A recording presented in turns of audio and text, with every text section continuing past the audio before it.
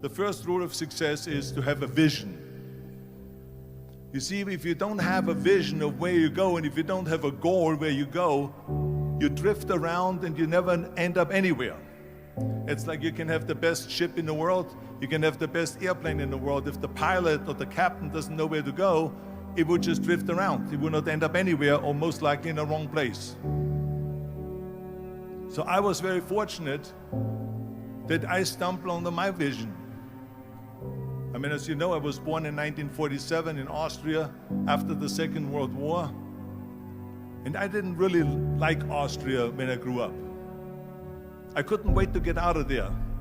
I couldn't see myself becoming a farmer or a worker in a factory or anything like that, even though my parents wanted me to stay there and have a normal life.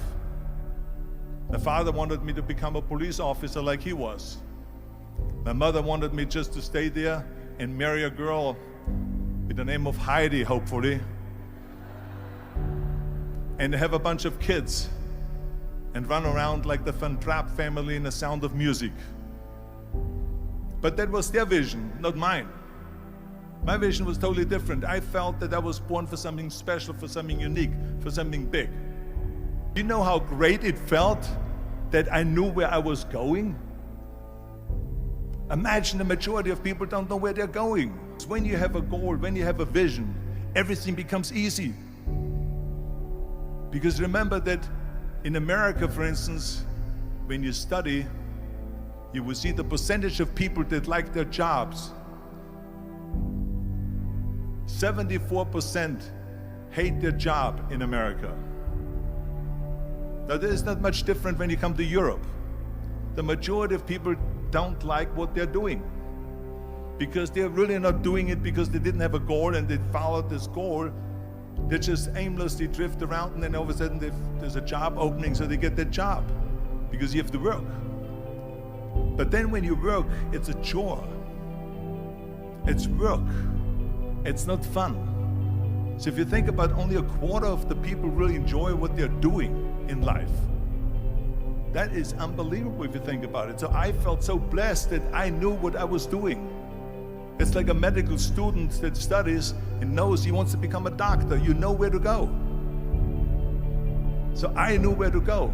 So people always ask me, when they saw me in the gym in the pumping iron days, they say, why is it that you're working out so hard?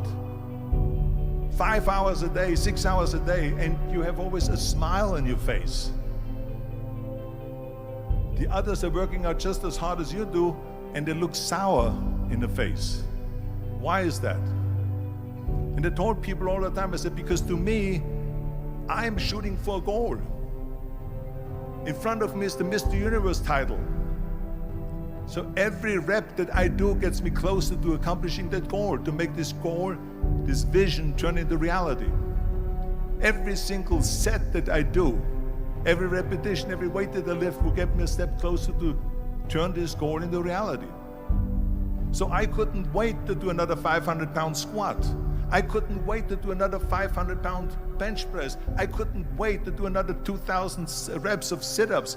I couldn't wait for the next exercise, for the next half hour of posing and all the kind of things that you have to do to be a champion. And with the age of 20, I went to London and I won the Mr. Universe contest as the youngest Mr. Universe ever. And it was because I had a goal. So let me tell you something, visualizing a goal and going after it makes it fun. You got to have a purpose no matter what you do in life. You got to have a purpose. So that's rule number one, have a vision.